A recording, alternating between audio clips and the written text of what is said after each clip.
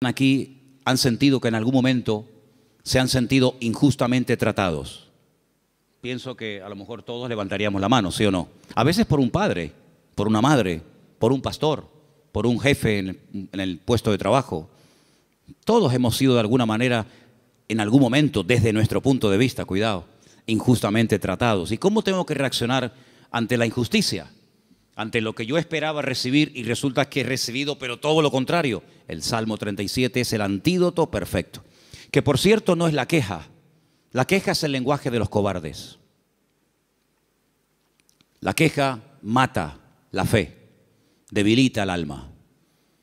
Cuando una persona está todo el santo día quejándose, aunque no hables mucho con él o con ella, la forma como habla, la forma como opina, te está descubriendo el bajísimo nivel espiritual de su vida. El Salmo 37 nos habla de diferentes niveles espirituales. Alguno dirá, pero hay niveles. Claro que lo hay. No todo el mundo tiene la misma fe. No todo el mundo tiene el mismo nivel de paciencia o de amor o de conocimiento de la palabra. Siempre habrá alguien que sepa más que nosotros, ¿sí o no? Cuando ustedes van, por ejemplo, a la Biblia, encuentras momentos en los que el Señor se le queda mirando a un hombre y le dice: tú eres un hombre de mucha fe, grande es tu fe. Y hay momentos que se le queda mirando a otro y le dice: hombre de poca fe. Luego, los dos tenían fe, pero este tenía una gran fe y este tenía fe, pero poca. Entonces, en la vida, no todo el mundo tiene la misma fe, no todo el mundo tiene la misma paciencia, no todo el mundo tiene el mismo conocimiento, el mismo discernimiento espiritual. Eso es normal, eso es así, nos guste o no. Y el Salmo 37 nos da consejos para alcanzar un nivel óptimo en nuestra relación con Dios y no caer en la desilusión, en la desesperanza, en la tristeza, porque dijimos que la tristeza, estoy preparando un mensaje, ya lo daré en su momento. Bueno, estoy preparando un montón de mensajes, pero uno de los que estoy preparando son las distintas caras o disfraces que se pone el orgullo. El orgullo se disfraza, se camufla, a veces de religioso, de espiritualidad, pero a veces el orgullo, y usted dirá, ¿sí? Me suena raro eso. Bueno, el orgullo a veces se disfraza de tristeza. La gente tiene una tristeza y en el fondo es porque tiene un problema con el orgullo. ¿Por qué estás triste? Le preguntas a alguien. No, porque no he recibido lo que tenía que esperar o esperaba recibir, porque no me han tratado como yo esperaba y estoy triste. Y a veces es un orgullo camuflado, porque cuando nosotros pasamos por la vida por una circunstancia difícil, en la economía, un problema en el matrimonio, o de la índole que sea, Dios te está tratando, ¿o no? Dios está tratando contigo. Y hay gente que no le gusta y se rebelan contra la forma como Dios le está tratando. Entonces, sin palabras, le estás diciendo a Dios: yo no merezco este trato, ¿eh? Parece que la tienes tomada conmigo. Es como yo le decía a mis padres: es que los profesores la tienen cogida conmigo. Todos, el de matemática, el de geografía, todos la tenían cogida conmigo. Y siempre la culpa la tiene, si no es el gobierno, es el pastor, si no es el marido, si no es la mujer, si no es Dios, si no es el diablo. Siempre alguien tiene la culpa, menos yo. Y el Salmo 37 es una radiografía de una realidad. La realidad presente. Dijimos el primer día, les recuerdo, que el pasado no existe. Amén. El pasado no existe, no podemos presentarlo, no podemos pesarlo, no podemos medirlo, no podemos tocarlo, no podemos verlo. Es algo abstracto. ¿Dónde está el pasado? Está aquí. Yo lo puedo recordar, hombre, no todo, pero el pasado lo tengo en la cabeza. Y hay personas que viven ancladas en el pasado. O bien porque el pasado fue pésimo y les marcó, o bien porque el pasado, según ellos creen, fue mejor que su presente. Pero ya leímos el otro día un versículo en el libro de Eclesiastés, donde dice que no es sabio y no está bueno decir, no es sabio opinar o decir que los tiempos pasados fueron mejores que estos, sino que cada tiempo tiene su característica, y si tú tienes que mirar a tu pasado para recordar algo bonito, es que tú no tienes presente. Ahora, nosotros no podemos modificar el pasado. Si yo no puedo modificar el lugar donde nací, ni la fecha, ni la hora, yo no puedo modificar el pasado, pero sí puedo echar a perder mi futuro. Dile al que está a tu lado: tu pasado no lo puedes cambiar. pero puedes echar a perder tu futuro. Ay, amigo. Yo no puedo evitar que ayer o antes de ayer o hace 10 años o hace 20 años me ocurriera aquella cosa que me hizo tanto daño. Ahí está, yo no lo puedo evitar, ya está hecho. Hombre, puedo evitar que el pasado me controle, puedo evitar que el pasado me manipule y condicione mi estilo de vida en el presente, pero cuidado, porque hay ciertas actitudes que como tú las mantengas y las cultives y las desarrolles, lo que estás haciendo es sembrar, pero sembrar mal, y puedes llegar a estropear tu futuro y lógicamente también tu presente. Así que el Salmo 37 es un antídoto contra tantas cosas que yo les animo a que si pudierais incluso hasta aprenderlo de memoria, hicierais un intento por aprenderlo de memoria. A lo mejor si en casa sois 4 o 5, pues decir, bueno, vamos a aprender cada uno, papá, aprende tú 5 versículos. Mamá, tú otros 5, yo otros 6. Hasta el perro puede, si tuvieras loro, hasta el loro podría aprender algún texto. Apréndanse el Salmo 37, es excelente. Vamos a ver hoy los 10 mandamientos del Salmo 37. Y ya te he dado tiempo de sobra, Saray, para que los encuentres. Los tenemos ahí en la pizarra, ¿verdad? Amén, qué bueno, estupendo. Vamos a leerlos todos, los 10 mandamientos del Salmo 37.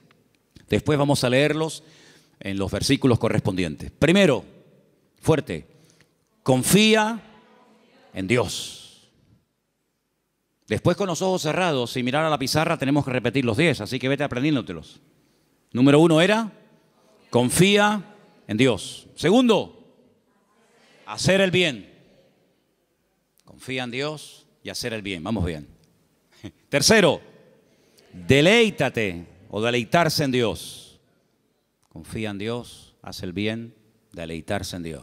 Bien, hasta ahí llego. Venga, otro más. 4, encomendarse a Dios. Bien, confía en Dios, hacer el bien, deleitarme en Dios, encomendar a Dios mi vida. Venga, el 5, guardar silencio. Pero no dice, hermano, que hablemos. Guardar silencio ante Dios. Guardar silencio. 6, esperar en Él. 7, dejar la ira. 8, dejar el enojo, desecharlo. 9, apartarme del mal. Y 10, guardar su camino. ¿Qué tal? ¿Los habéis aprendido? Vamos a repasarlos. Confía en Dios, hacer el bien, deleitarse en Dios, encomendarse a Dios, guardar silencio, esperar en Él, dejar la ira, desechar el enojo, apartarme del mal y guardar su camino. Quítalo. Los 10 mandamientos del Salmo 37. Número 1. Bien, confía en Dios. Número 9. No. Segundo. Ese es, hacer el bien. Número 3. Número 4. 5. Guardar silencio, sin mirar. 6. Esperar en Él. 7. 8. 9. 9. Apartarse del mal. Y 10. Guardar su camino. Versículo 3 del Salmo 37 dice: confía en Dios. Primer mandamiento. Confía en Dios. Fiarme de Dios. Depositar toda mi vida en sus manos, sabiendo que no hay vida más segura que cuando yo pongo mi confianza totalmente en el Señor. No digo que pongas parte de tu vida o parte de tu negocio o parte de tu tiempo en las manos del Señor y otra parte, no. 100% tu confianza en Dios. Porque algunos dicen, no, yo confío en Dios. Pero cuando se les abre la cartera y se les cae al suelo tienen la Bonoloto, los ciegos. Hay uno que también es de los discapacitados. Ese, lo conoces, ¿no? Ese. ¿Qué más hay? Rasca. No, yo confío en Dios. Ya te veo. Ay, amigo. Pero por la mañana se levantan y leen el horóscopo. Pero claro, depende si compras el día o compras el diario de avisos o compras, depende de qué periódico compres, te dirá una cosa o te dirá otra. ¿Confiamos en Dios 100% o no? ¿Se puede uno fiar de ese Dios? ¿Ha dado pruebas históricas a lo largo del tiempo que se puede uno fiar de Él? ¿Que no te va a fallar?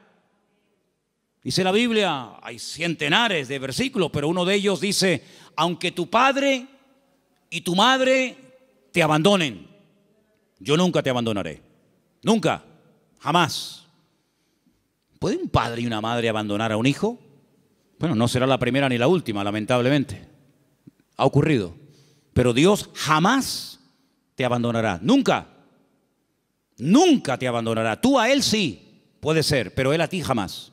Dice que nos agarra, nos toma de la mano derecha y nos dice, no temas, yo estoy contigo, yo te ayudo. Por lo tanto, Él ha dado millones de demostraciones a lo largo del tiempo, no solamente a otros pueblos y a otras naciones y a otras iglesias y a otros hermanos, sino a nosotros mismos, de que podemos confiar 100% en nuestro Dios. Y cuando mi vida está 100% en sus manos, el temor no tiene cabida. La inseguridad, la queja, la desconfianza. Porque yo me fío de que al haber depositado mi vida en sus manos, Él me va a pastorear, Él me va a guiar y Él me va a ayudar en todo momento, lugar y circunstancia. Y si Él permite que yo pase por una situación, digamos, difícil, por una situación que me hace sufrir o llorar, por algo será, aunque no lo entienda. Pero yo he dicho muchas veces que el Señor no nos ha llamado a entenderlo siempre todo, pero a obedecer y a fiarnos de Dios siempre. ¿Cuántos dicen amén? Por lo tanto, el primer mandamiento es lo que va a marcar la diferencia entre una vida y otra. Una confianza total en Dios. Sé que mi Dios me va a cuidar, me va a proteger. Y hay un salmo que dice, y aún más allá de la muerte, el Señor me guiará. Porque mi vida ha sido comprada con su sangre y para Él soy su hijo y el Señor nunca, jamás abandonará a sus hijos. Pero en el mismo versículo 3, donde hemos leído, confía en el Señor, dice, haz el bien. Es decir, como dijimos el otro día, no estés de brazos cruzados, mantén una vida activa en el Señor. No, yo confío en Dios. Sí, pero tú ni oras, ni te congregas, ni lees la Biblia, ni estudias la palabra, ni te involucras. Sí, confías en Dios, pero es una vida light, es una vida sin compromiso. Es una vida donde, venga, hoy quiero orar, pues oro 3 horas. Mañana no quiero orar, pues no oro. No. Es una vida de constancia, de perseverancia, una vida de disciplina. La vida de un cristiano tiene que ser una vida disciplinada, no una vida caracterizada por el desorden, guiado por emociones, por sentimientos, que son al fin y al cabo pasajeros y traicioneros, sino de tener determinación. Yo quiero agradar al Señor y yo me voy a esforzar en hacer lo que la Biblia me pide y me dice el Señor que debo hacer. Porque no solamente, lo dije el otro día, espero que lo recordéis, que la vida cristiana, la vida de un cristiano, digamos, normal, no solamente consiste en dejar, me faltaría más, dejar de hacer ciertas cosas, sino hacer otras. Y la vida de muchos creyentes es que no hacen nada malo, aparentemente, pero tampoco hacen nada bueno. Y por ahí leímos la semana pasada un texto de Santiago, donde dice el texto, el que sabe hacer lo bueno y no lo está haciendo, está pecando. ¿Cuántas personas están pecando sin querer? ¿Cuántas personas saben que hay que hacer algo, pero no lo hacen? Por lo tanto, no te jactes ni presumas de que ya no hago cosas malas, porque el que sabe hacer lo bueno y no lo está haciendo, está pecando no por acción, sino por omisión. Está olvidando que tiene una responsabilidad delante del Señor de hacer, de actuar, de vivir en consecuencia la fe que dice que tiene en el Señor. Y en ese hacer, en esa confianza que he depositado en Dios, comienzo a disfrutar de mi relación con Dios, a deleitarme en Dios. Comienzo a tener placer de ser cristiano. Ser creyente no es una desgracia, hermanos. No es una pesada cruz que me martiriza, donde no disfruto de nada, sino yo creo que es más bien todo lo contrario. El creyente tiene que aprender a disfrutar de lo que tiene ya, ahora. ¿Cuántos dicen amén? Y dice, bueno, pero ¿qué tengo? ¿Cómo que qué tienes? ¿Qué tienes? Pues lo primero que tienes que darle gracias a Dios es por la vida que tienes. ¿Te parece poco? Y por la ropa que llevas puesta. Y por los zapatos que llevas. Porque hay millones de personas que jamás en la vida se han puesto zapatos. Y por la comida que has comido. Y por la casa que tienes. Y por el coche que tienes. Y si no tienes coche, por lo menos pudiste venir en la guagua. Fíjate que es bueno Dios que el hombre ha inventado un sistema para transportar a la gente de un lugar a otro. Y mira tú por dónde tú puedes disfrutar de él. Gloria a Dios. Tienes una iglesia donde poder congregarte. Si tienes hijos, si vienen a la iglesia, ahora mismo están siendo atendidos por hermanas que se están perdiendo el culto para que tú estés aquí oyendo la palabra y los niños están siendo atendidos. Gloria a Dios por ello. Gracias al Señor por el lugar donde vivimos. No tenemos que vivir con miedo, con una inseguridad. Algunos que han venido de otras naciones, ¿qué les voy yo a decir a ustedes? Donde me dicen, no, que va allí. Donde yo a las 5 de la tarde todo el mundo como los topos bajo tierra. Todo cerrado, con rejas, con ventanas, con persianas. Uy, por la calle no puedes ir porque va todo el mundo armado y te quitan el reloj y te quitan esto. Aquí a mí nunca me han quitado nada y tengo 55 años, a mí nunca me han robado. A mí nunca me han robado. Cuidado, a ver si ahora me va a pasar que me roben, pero bueno, no pasa nada. Si me roban, ¿sabes por qué me han robado? Porque algo me sobra. Porque no se le puede robar al que no tiene nada. Luego, si te roban algo es porque tienes algo. Ya es un motivo para dar gracias a Dios. Por lo tanto, hermanos, deleitarnos de lo que tenemos. Hay gente que siempre tiene o la pena de lo que perdieron, que tenían y perdieron, o están soñando siempre en algo que quieren tener, que a lo mejor nunca lo tienen, y en vez de disfrutar de lo que tienen ahora, viven o en el pasado o en el futuro, en tierra de nadie. Cuando lo que tienes que disfrutar es de ahora. Dale gracias a Dios por la silla en la que estás sentado. Y si no hacemos un día una prueba, quitamos todas las sillas y los bancos de la iglesia. Y os quedáis como yo mientras yo predico de pie. Y tenéis que estar todo el tiempo en la alabanza de pie, todo el culto de pie. Baños, los vamos a cerrar, no hay baños. Luz, cortamos la luz.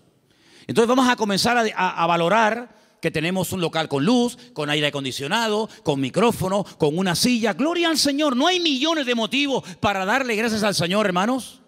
Hay cambios y hay milagros que solamente vendrán a nuestras vidas cuando comencemos a dar gracias al Señor por lo que tenemos. ¿Para qué quieres más? ¿Para qué quieres más?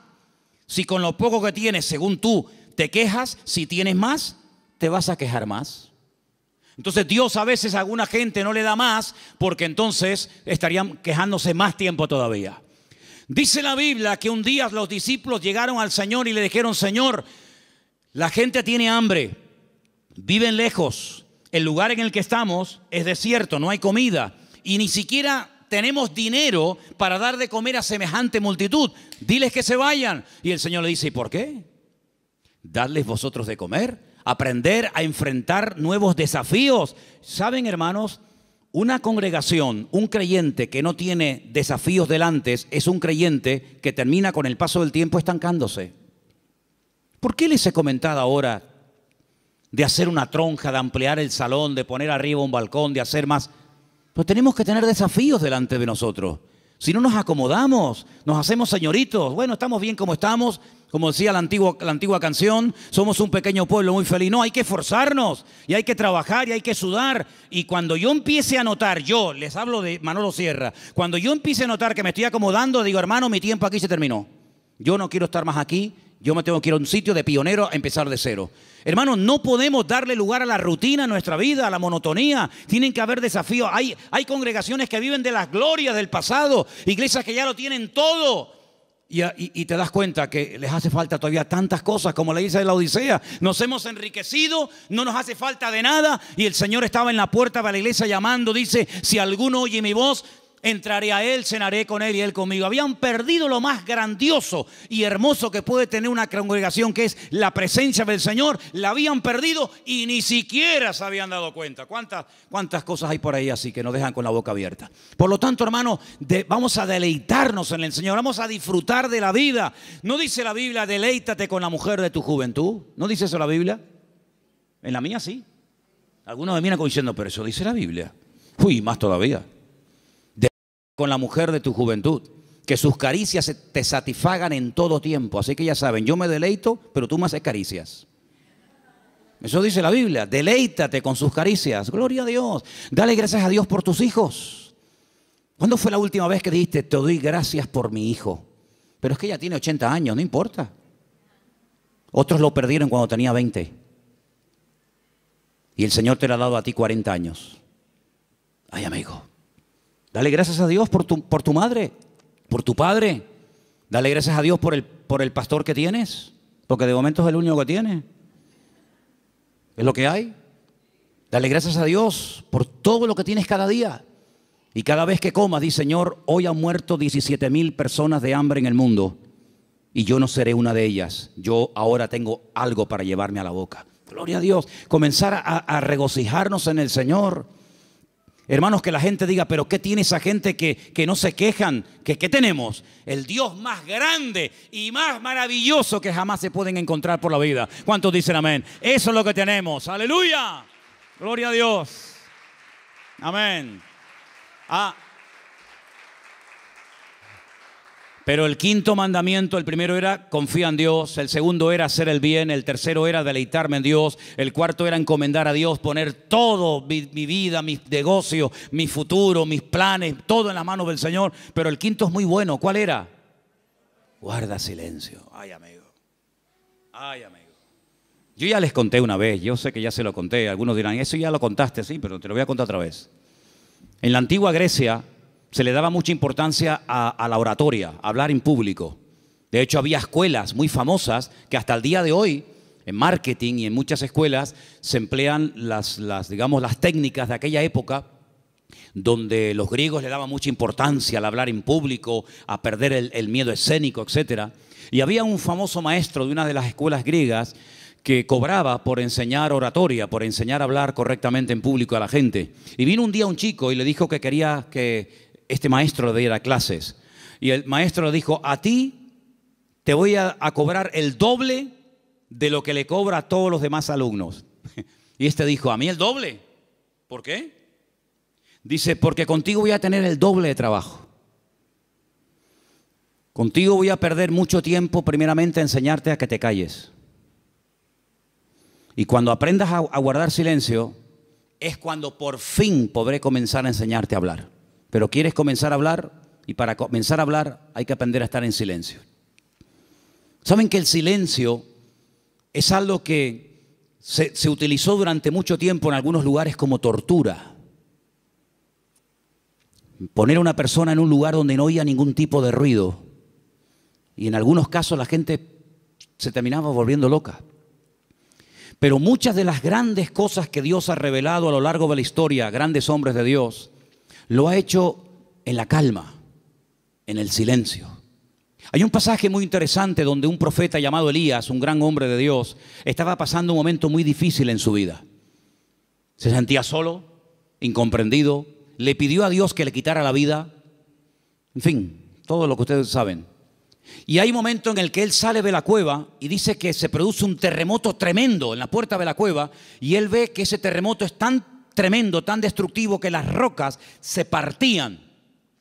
Y había un viento huracanado tremendo y todos los árboles caían.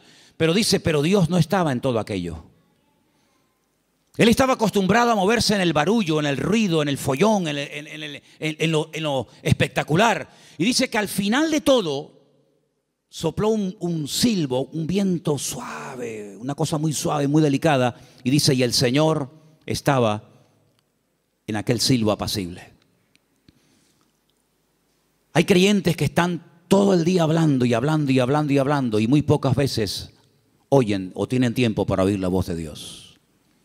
Búscate un lugar tranquilo, donde tú puedas estar tranquilo, sin televisión, sin internet, sin niños, sin el perro, sin el gato, sin fulano y mengano, donde puedas estar tranquilo, tranquila, pensando en lo que está pasando en tu vida, aprendiendo a interpretar las circunstancias que te rodean. Si algo bueno tiene el silencio, es que tiene una parte terapéutica, ayuda al hombre a meditar y a reflexionar. ¿Qué estoy haciendo con mi vida? Me he plantado ya con una edad en la vida.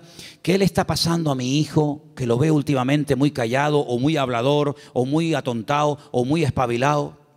¿Qué está pasando en el ambiente? Y es en esos momentos de calma, de quietud, de silencio ante la presencia del Señor, donde el Señor te puede revelar y te puede mostrar cosas que en el barullo, en el follón y en el ruido no se captan. Por eso este mandamiento de guardar silencio significa aprendamos a meditar tranquilamente en la presencia del Señor. Vivimos en una sociedad muy ruidosa. España es uno de los países más ruidosos de Europa. Sales por las calles y desde que te levantas por la mañana, prácticamente hasta que te acuestas hay ruido constantemente. Y por la noche ni te cuento. En la quietud de la noche es cuando vienen a recoger los camiones la basura. ¿Sí o no? No pasa por tu barrio, estás tranquilo en tu casa y de repente ¡bim, bam, bim, pum, pam, pam! Y dices, Dios, ¿pero qué pasó? Sale el camión de la basura. Al rato viene el camión que está regando. Al otro rato viene el camión que se lleva el vidrio. Y es un follón tremendo, ¿sí o no? Bueno, hermanos, aprendamos a estar tranquilos en la presencia del Señor. Aprendamos a decir, Señor, ¿hay algo que me quieres decir? ¿Hay algo que me quieres compartir? Ese guardar silencio significa aprender a reflexionar en Dios. Oye, mira, ahora no me molesten. Yo tengo una cita con mi Dios. Quiero estar tranquilo, no quiero que nadie me moleste. No, que si me llaman, que esperen. Que me llamen más tarde, que no se va a hundir el mundo. Y quiero estar a solas con el Señor, con su palabra. Como decía un pastor amigo mío, un minuto, Manolo, un minuto bien pasado en calma, en quietud, en la presencia del Señor, puede cambiar una vida. Pero ¿sabes cuál es la cruda realidad? Y no es cuestión de que ustedes se sientan mal ni acusándolos, ni mucho menos. Hay creyentes que a veces no tienen ni 5 minutos en el día. Es tremendo esto, ¿eh? Ni 5 minutos en el día para estar tranquilos. Solamente estar quietos en la presencia del Señor. Cuando teníamos las clases, que hemos dado algunas clases en la iglesia de hermenéutica, de homilética y otras asignaturas, ¿cómo empezábamos la clase? ¿Os acordáis? Venían del trabajo, venían de la calle, una con el abanico, el otro sudando, el otro que llegó tarde. Decía, hermanos, vamos a guardar un minuto de silencio. Claro, algunos pensaban al principio que se había muerto algún hermano de la iglesia. O sea, un minuto de silencio, ¿qué pasó? Digo, no, tranquilo. Y a algunos se les hacía eterno, eterno. Decía, un minuto, qué largo se me ha hecho. Hermanos, aprendamos a estar quietos en la presencia del Señor, aprender a observar, aprender a interpretar lo que está ocurriendo a nuestro alrededor. El sexto era esperar en Él. ¿Saben que una de las cosas que yo peor llevo en la vida es esperar? No me gustan las colas. El otro día me enseñaba un hermano de la iglesia, por no estar dando nombres, me enseñaba una fotografía que habían sacado desde una ventana donde se veía un grupo bastante numeroso de gente haciendo cola, esperando.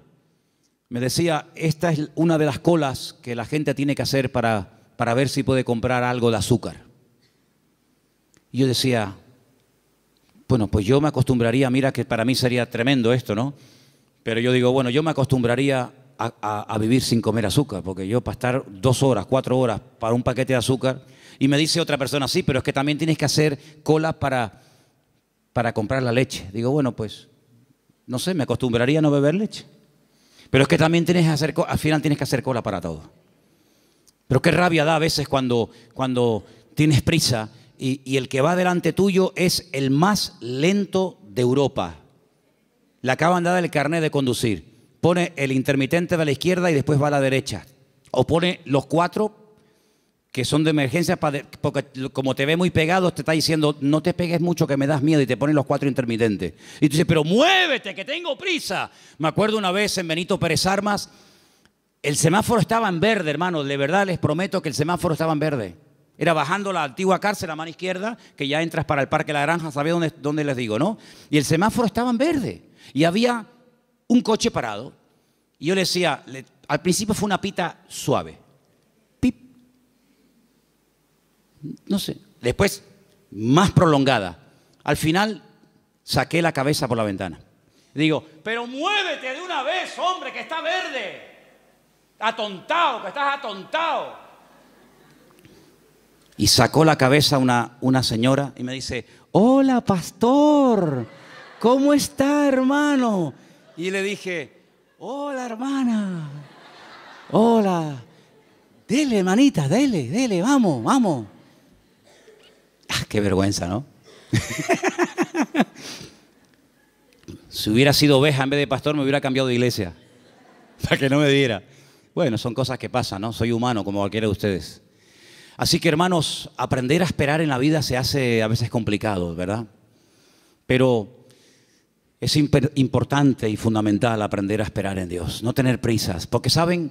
He descubierto que Dios no tiene prisas. ¿Cuántos dicen amén? ¿Saben que hay un pasaje donde una persona, no quiero decir la palabra se enfada, pero casi se enfadó con el Señor? Porque nunca le había pedido nada, nunca. Sabían que el Señor siempre estaba muy ocupado. Sabían que el Señor siempre estaba viajando, hablando por aquí, predicando. Y nunca le habían pedido nada. Solamente un día le pidieron un favor. Y el favor era muy concreto, muy directo. Señor, el que amas está enfermo. Como diciendo, Señor, ven pronto. Y dice la Biblia, saben lo que estoy hablando, ¿verdad? De Lázaro. Era amigo de Jesús. Vivía en Betania, donde estaba con sus 2 hermanas, Marta y María. Dice la Biblia que cuando le llega la noticia al Señor, no dice, como seguramente esperaban la familia, venga, vamos que hay que ir a orar por Lázaro. O podía incluso haber hecho lo que hizo con el siervo del centurión, ¿os acordáis? Cuando le dijo el centurión, Señor, no hace falta que vengas a mi casa, di la palabra y mi criado sanará. Podía haber dicho, Padre, desde aquí pido que sanes ahora a mi amigo Lázaro. Y Lázaro hubiera sido sanado. Pero ni siquiera hizo eso. Sino dice que llegó 4 días después del aviso. Y claro, cuando llegó, evidentemente, la enfermedad era grave, porque dice la Biblia que Lázaro ya estaba muerto y enterrado. Si ellas sabían que no iban a molestar al Señor por una tontería. Cuando llegó, sale una hermana, se lo encuentra en el camino y le dice estas palabras que ustedes saben perfectamente. Señor, si tú hubieras estado aquí cuando te mandamos a llamar, nuestro hermano no habría muerto. ¿Cómo interpreta usted esas palabras, hermano? Usted que sabe griego, arameo y hebreo. ¿Cómo lo interpreta usted? Me ha fallado. Mi hermano se murió por tu culpa. ¿Está mal interpretado? Es versión Manolo Sierra. Si tú hubieras estado aquí, esto no hubiera ocurrido. Sale la otra hermana. Porque una parece que era como más carnal, ¿no? La otra era un poquito más espiritual. Pero fíjate que las 2 se contagiaron y le dijeron exactamente las mismas palabras al maestro. Si tú hubieras estado aquí, mi hermano no hubiera muerto. Estaban dolidas, ¿sí o no? Estaban dolidas, estaban molestas con el maestro. Esto no tenía que haber pasado. Salmo 37. No te impacientes. No pierdas los nervios. Después vamos a ver eso. Y el Señor le dice, Marta, María, que yo soy la resurrección y la vida. El que cree en mí, aunque esté muerto, vivirá. Claro, ellas eran judías, ellas no eran paganas, ellas conocían la Escritura, ellas sabían perfectamente por las Escrituras del Antiguo Testamento que se habla de la resurrección.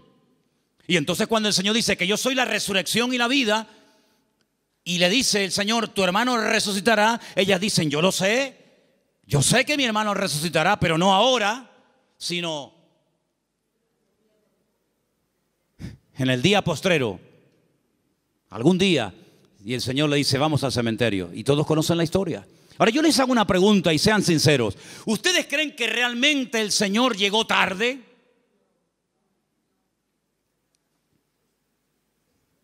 El Señor nunca llega tarde a ninguna casa, a ninguna familia. El Señor siempre llega cuando tiene que llegar. Siempre. Es que si esto hubiera ocurrido media hora antes, sí, pero ocurrió así. El Señor lo quiso así. Y ya está. El Señor llegó cuando, humanamente hablando, según ustedes, ya no hay nada que hacer. Y hay situaciones, escucha bien esto, hermano, porque cuanto antes lo aprendan, algunos, unos más que otros, mejor. Hay situaciones que Dios permite, escucha bien, que Dios permite que lleguen hasta el final. Cuando ya humanamente hablando no hay ninguna posibilidad de cambio. Y el Señor lo permite. Hay otras que no. Hay otras que dicen, no, vamos a hacer esto ahora. Pero hay otras que dicen, tranquilo. Lo va a hacer, pero no ahora. No cuando tú quieras, sino cuando yo quiera y como yo quiera. Y cuando llega al cementerio, hace uno de los milagros más espectaculares que el Señor hizo a lo largo de su ministerio. Levantar a un muerto que hacía 4 días que estaba enterrado. Eso no lo había hecho nunca. Había resucitado personas que estaban aún calientes. ¿Se acuerdan? La hija de Jairo. Cuando llegó, dice, acaba de morir. Luego, si la tocabas, la niña estaba caliente. Acaba de morir, pero estaba muerta. Pero el Señor la resucitó. Había otros casos donde dice la Biblia que lo llevaban en la caja para enterrarlo. Y bueno, los judíos entierran a la gente el mismo día que muere. Por lo tanto, no hacía ni 24 horas que había muerto. Pero nunca el Señor había llegado tan lejos. Nunca el Señor había hecho un milagro de una resurrección después de 4 días. Si ustedes van a Israel, si ustedes han ido a Jerusalén alguna vez conmigo, ustedes van a ver que en todos los cementerios judíos hay una abertura, como una ventana, que es por donde se cree que al tercer día se va el alma. Y ya es como demasiado tarde, ya no hay escapatoria. A los 3 días, a las 72 horas, se va el alma y ya se fue. ¿Cuándo llegó el Señor? Al 4.º día. Cuando ya no había ninguna posibilidad, según la tradición, según la medicina, de levantar a un muerto, es cuando llegó el Señor. No podía el Señor haber llegado el primer día antes de que muriera así, pero hubiera sido una sanidad más de tantas. Pero el Señor quería hacer algo especial, porque amaba tanto a Lázaro, que si hubiera llegado a la media hora o a los 10 minutos de haber recibido el llamado, hubiera sido una sanidad. Y Lázaro podía haber dicho, el Señor me sanó cuando yo estuve enfermo. Pero yo te amo tanto, Lázaro, que no te voy a sanar. Te voy a resucitar. Y eres la única persona en toda la historia de la humanidad que yo resucité al 4.º día. Entonces no te das cuenta, hermano y hermana, que a veces hay situaciones como que tú dices, pero ¿dónde va a terminar todo esto? ¿Pero hasta cuándo va a llegar esto? Es por el amor tan grande que Dios te tiene, para que no sea una cosita más que puede pasar desapercibida, o que incluso algún incrédulo diga, bueno, sería casualidad. No, va a llegar al límite, al extremo, cuando ya no hay ninguna posibilidad de cambio, de mejoría o de perfeccionamiento, cuando el Señor va a llegar y va a decir, ahora, para que la gente diga, esto era para la gloria del Señor. ¿Cuántos dicen amén? ¡Aleluya! Así que tranquilo, no te precipites. Amén. Hay 4 prohibiciones antes de seguir con la lista de los mandamientos. Hay 4 prohibiciones, las voy a leer rápidamente. 4 cosas que el Salmo dice que no tenemos que hacer. Yo las voy a leer y tú te vas a preguntar a ti mismo si la estás haciendo. La primera está en el versículo 1. Salmo 37:1. No te impacientes a causa de los malignos. No te impacientes. No pierdas la paz. Tranquilo, relájate. Dile a que está a tu lado, relájate. Tranquilo. No te impacientes. No pierdas la paciencia. Número 2, en el mismo texto. Ni tengas envidia de los que hacen iniquidad. Así que ni impacientarme, ni tener envidia. Jamás. Ni una cosa ni otra. Versículo 7. No alterarme. Guarda silencio ante el Señor, espera en Él. No te alteres con motivo del que prospera en su camino por el hombre que hace maldades. No te alteres. Tranquilo, relájate. Cuenta hasta 10. Versículo 8. Deja la ira desecha el enojo, no te excites en manera alguna a hacer lo malo. Estas son las 4 prohibiciones, las 4 cosas que el Salmo 37 prohíbe hacer a un creyente. No perder la paciencia, no tener envidia, no alterarme y no hacer lo indebido, es decir, lo malo. ¿Qué te parece? Y en esta actitud, en esta riqueza del Salmo 37 me dice, deja la ira y desecha el enojo. Es decir, si te enfadas, vas a comenzar a hacer y a decir tonterías. Cuando una persona está enfadada, ¿tú le has oído las tonterías que dice? Incluso hasta orando dice tonterías. Ya no aguanto más. Y el Señor dice, cállate, machango. Sabrás tú si aguantas o no aguantas. Si yo te mando esto es porque tú aguantas. Pero ya Él lo dijo. Nadie me ama. Las tonterías que uno dice cuando está enfadado, es como cuando uno está desanimado. Las peores tonterías, las peores barbaridades, los peores insultos, las peores humillaciones se dicen cuando uno está enfadado o desanimado. Y por eso la Biblia dice, no permitas que tu carácter te controle, porque cuando nuestro carácter nos controla, siempre la embarramos. ¿No dicen así los argentinos? O los uruguayos, la embarramos. Metemos la pata. Entonces, pues oye, Señor, ayúdame a tener control, dominio propio, dice la palabra. Dominio propio. Teníamos hace años en una montaña que hay en Llano del Moro, en una torre muy alta, teníamos unas antenas que colocamos allí cuando pusimos la primera emisora de radio cristiana de las Islas Canarias. Y había un hombre que todas las mañanas subía a ese monte y pegaba un grito, pero un grito que se oía en todo el valle, se montaba en el coche y yo creo que se iba a trabajar. Y yo digo, oye, uno dirá que está loco, pero yo creo que este hombre es sabio, porque el hombre se iba al monte, pegaba un alarido estilo Tarzán, yo creo que tenía algo de espíritu de Tarzán. Gritaba, se montaba en el coche y se iba. Oye, a lo mejor tenemos que irnos a la montaña de los Campitos, procura que no haya nadie, porque claro, si subes por la noche y pegas un alarido estilo hombre lobo allí, van a decir que hay un loco aquí, un endemoniado. Pero hermano, ¿sabes qué? Tenemos que aprender a desahogarnos con Dios. ¿Cómo se desahogaba Cristo? Con el Padre. ¿Dónde fue? Al huerto de Getsemaní. Y en el huerto de Getsemaní dice que agonizaba, lloraba, clamaba, allí peleaba. Y cuando salía y se levantaba y le decían, venimos a aprender a Jesús, dice, yo soy. ¡Pum! Y caían todos al suelo. En otras palabras, era un hombre que no descargaba en los demás su enojo, su enfado, lo que fuera, sino que aprendía a desahogar su alma delante del Padre. Y eso es algo que tenemos que aprender todos, hermano.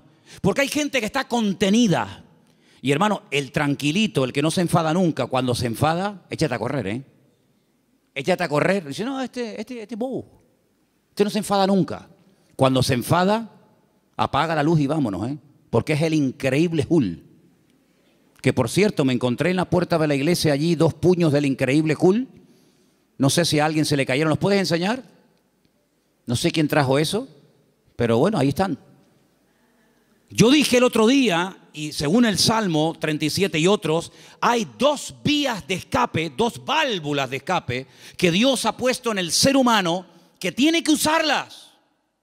Una es el llanto y otra es la risa. Claro, como te enseñaron que los hombres no lloran, pues está trancado. Y como tampoco no es la alegría de la huerta, dicho sea de paso, pues tampoco se ríe. Entonces ni llora ni ríe. Y un día va a explotar. Un día va a explotar más de uno. Pero aprende a reírte en el Señor. Aprende a llorar en la presencia del Señor. No dice la Biblia, bienaventurados los que no se ríen. Bienaventurados los que no lloran. ¿Lo habéis leído alguna vez? Yo tampoco. Bienaventurados los que lloran, dice la Biblia. Pues llora, mija, llora. Llora delante del Señor. Llora, hermano y hermana, delante del Señor. Señor, lloro de esto, lloro por aquello, lloro por tal, lloro por cual. Y te aseguro que tu alma se va a descargar, se va a desahogar. Y cuando salga, vas a salir con las fuerzas renovadas, vas a salir levantado por el Señor, vas a salir bendecido. Pero no vivas una vida hermética, trancada, porque ni Cristo vivió así. Él dice la Biblia que se quebrantó y lloró y sudó grandes gotas de sangre y se desahogó delante del Padre.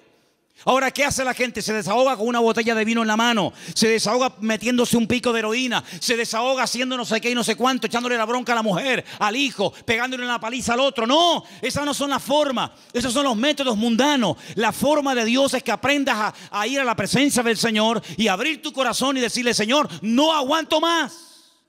Y en la Biblia encontramos grandísimos hombres de Dios que lloraron a gritos, dice la Biblia. Sí, a gritos lloraron. ¿Quién? José. Lo dije el otro día cuando compartía de este mismo salmo. Dice que ya no aguantaba más. Léalo, textualmente lo estoy citando. Ya no podía contenerse más. Ya llegó al límite. Oye, me venden mis hermanos. Les pido por favor que se apiaden de mí, que me saquen de este pozo que tenía que haber escorpiones y serpientes. No me hacen ni caso. Me quitan las prendas, me llevan desnudo a Egipto. ¿Yo qué pinto en Egipto? Un país de idolatría, un país de una promiscuidad terrible, de idolatría por todos lados. De repente llega allí, no sabe hablar el idioma, desnudo, lo compran como esclavo. De ser el niño bonito y amado del padre, pasa a ser un esclavo, un sirviente, sin derechos, tratado al trancazo, por querer vivir una vida recta y honesta y santa delante del Señor. Lo acusan de algo que él nunca había hecho. ¡Pum! A la cárcel, sin comérselo ni bebérselo, ahora en la cárcel. Allí con delincuentes, con asesinos, con violadores, con lo peor. Y ahora, ¿y cuándo voy a salir yo de aquí? Yo qué sé, no tengo abogado, yo ni siquiera sé expresarme en el idioma de este país. Cuando sale de allí, Dios lo levanta, lo bendice, lo prospera. Y cuando ve venir a sus hermanos, no permitió que la ira, que el enojo, que la rabia dijera: ahora que tengo poder. Porque cuántas veces yo he dicho desde este mismo púlpito: si quieres conocer a un hombre de verdad, si quieres conocer a un pastor de verdad, si quieres conocer a una persona de verdad, dale poder y dale dinero. Claro, el coleta, el otro que, en fin, y el otro. Es muy fácil criticar lo que hacen los demás, que yo no defiendo a nadie, ahí me da igual, para mí son todos iguales. Pero hermano, cuando alguien suba allá arriba, da igual si es un cargo poderoso en la política, en el deporte o donde sea, dale dinero, que mueva millones. Dale poder. Y espera a ver si no se corrompe. Porque es muy difícil llegar a esos niveles, moviendo centenares y miles de millones. Que tenga la cabeza bien amueblada. Ay, amigo. José ahora tiene poder. Es el hombre más poderoso de la tierra después de Faraón. No se mueve ni una hoja sin su permiso. Faraón dice: no, a mí no vengan, vayan a él. Él es el que organiza el país, él es el ministro de Hacienda, él es el ministro de Economía, él es el que administra. A mí no me den la paliza, vayan a él. Delegó todo en José. Ahora tiene poder, ahora tiene autoridad, ahora tiene dinero, ahora tiene sirviente. Ahora hasta Potifar, aquel que lo compró, ahora tiene que venir y postrarse delante de él. La mujer de Potifar: ven para acá. Ahora él podía haber dicho: ahora os vais a enterar lo que vale un peine, amigo. Ahora vienen los hermanos. Y él podía haber dicho: lo van a pasar canutas, como me le hicisteis pagar a mí. Dice que llegó un momento, viendo a sus hermanos, que ya no podía aguantar más.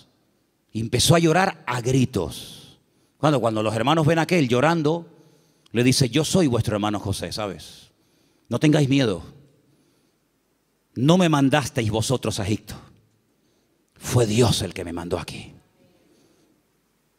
Pasa que a mí me tocó el primero, pero al final todos van a tener que venir aquí. Así que vayan a casa de mi padre, díganle que vengan, cuéntenle la verdad, que le han tenido engañado al viejo 20 años, diciéndole que me había matado una bestia. Tráiganlo y vamos a comenzar a disfrutar de la vida. Guardó su corazón, no permitió que la ira, la rabia, ¿verdad?, el poder le transformara, sino que él supo canalizar todo aquello para bendecir a otras personas. ¿Te das cuenta? Entonces, queridos hermanos, dice la Biblia: sobre toda cosa guardada, guarda tu corazón. Porque la escasez, el depender día a día del Señor no ha echado a perder a nadie. Yo nunca he visto a nadie que por depender del Señor para todos se echara a perder. No, de verdad, créanme, no he conocido a nadie, pero sí he conocido a muchos que cuando tuvieron algo, muchacho, otra persona completamente. Es como yo a veces le digo a los jóvenes, oye, cuando no tenías novia, y no me dirijo a nadie, pero el que tenga, porque tenga, ¿no? O cuando no tenías novio, oye, eras encantadora, saludabas a todo el mundo, venías temprano al culto, te ibas la última. Ahora que tienes novio, eres más antipático que un pepino. No, amén, no digan amén. ¿Quién dijo amén? No digan amén, que se van a hacer... No. Entonces, que las circunstancias de la vida no te cambien. Sigue siendo igual, mijo. Sigue siendo igual. Tengo dinero, gloria a Dios. No tengo, gloria a Dios. Oye, que vengo en la guagua, amén. Que vengo en coche, amén. Que vengo en limusina, amén. Ten cuidado que como te la vea yo, te la vendo y compramos la tronja para la iglesia. ¿Me entiendes? Entonces, hermano, mantengamos el equilibrio en el Señor. Mantengamos el equilibrio. Vamos a deleitarnos de lo que tenemos, pero vamos a apartarnos. Versículo 27, apártate del mal. Este versículo es buenísimo. Ya termino con este y con uno más. Apártate del mal, apártate del mal. Dios no tiene que apartarse del mal, somos nosotros los que tenemos que apartarnos del mal. Es decir, ser selectivo. ¿Me conviene a mí esta amistad con esta persona? ¿De qué habla esta persona? Pues mira, está todo el día hablando de esto. No me conviene. No digo que sea mala persona, pero no me conviene. Su mundo no es mi mundo. Sus conversaciones no son las mías. Y para ser amigo tengo que entrar en su terreno y no me va. No me interesa. Apártate del mal. Aprender a retirarse a tiempo. Mira, no me conviene esta amistad, no me conviene este lugar, no me conviene estar todo el día con esto. Eso es lo que dice la Biblia. No son prohibiciones porque lo digo yo y punto. No, sino es por tu bien. Apártate del mal. Porque el mal difícilmente se aparta de uno. Escúchame bien. Generalmente el que tiene que apartarse del pecado es uno. El pecado generalmente no se aparta de ti. Tú sales a la calle y hay más droga que antes. Y más alcohol que antes. Y más mentira. Y más de todo que antes. Luego el mal difícilmente se aparta de una persona. Te tendrás que ir a vivir al Valle de Ucanca allí solo. Y ni siquiera allí. Porque decía Pablo, miserable de mí, ¿quién me librará de este cuerpo de muerte? Por lo tanto, apártate del mal, sé selectivo. Dice, mira, no me conviene este camino. Dice que el simple ve el peligro y pasa justamente por el peligro. El prudente dice, no me conviene ir por ahí, voy a dar la vuelta. Es más largo, pero no importa. Prefiero dar la vuelta que pasar por ahí que me corten la cabeza. Apártate del mal, haz el bien. Y dice finalmente, verso 34, el 34 y termino, espera en Dios y guarda su camino, mantente en el camino del Señor, pon cuidado en las cosas del Señor, mantente en Dios. Un día bueno lo tiene cualquiera, pero es mantenerse un día, mantenerse dos, estar dispuesto a ser tratado. Hay gente que no quiere ser tratada, hay gente que pierdes la amistad en el momento que dice, mira, eso que estás haciendo no está bien, eso que estás haciendo es una payasada, eso que estás haciendo no te conviene. Automáticamente ya le cambió la cara, automáticamente se fueron las amistades. Apartarse del mal, ser sabio, tener ese discernimiento, ese temor a Dios. Esto que estoy haciendo, esto que quiero hacer no me conviene. Guardar el camino del Señor. ¿Qué es lo que le agrada a Dios? ¿Dios haría esto en mi lugar? Eso es lo que tenemos que hacer. Y déjame que te diga algo, porque tengo una frase aquí que apunté estos días. Es mucho más fácil deshacerse del pecado que de las consecuencias del pecado. El pecado no es tan fácil, no es tan difícil dejarlo. Pides perdón a Dios, Dios te perdona y se acabó. Pero amigo, a veces hay consecuencias de un pecado que hiciste que pueden durar años. Y hay gente que en sus cuerpos llevan secuelas del pecado que hicieron hace 40 años. Pero a veces las consecuencias están ahí. Que Dios nos dé fuerzas también para poder vivir en victoria. A pesar de que puede ser que de un pecado o de una vida en desorden que llevé en un momento puntual de mi vida, puede ser que haya un chiquitito corriendo por la casa, o haya una niñita, o haya no sé qué, o haya no sé cuánto. El pecado a veces deja cicatrices, el pecado a veces deja consecuencias. Y te vuelvo a repetir, es más fácil dejar el pecado que los hijos del pecado, que las consecuencias del pecado. Pero tienes que asumir eso. Y a veces eso es lo que te mantiene humilde. Es decir, esto me va a recordar toda la vida que aquel momento de mi vida yo viví en desorden y no hice las cosas como Dios manda. Yo dije el primer día cuando hablamos del Salmo 37,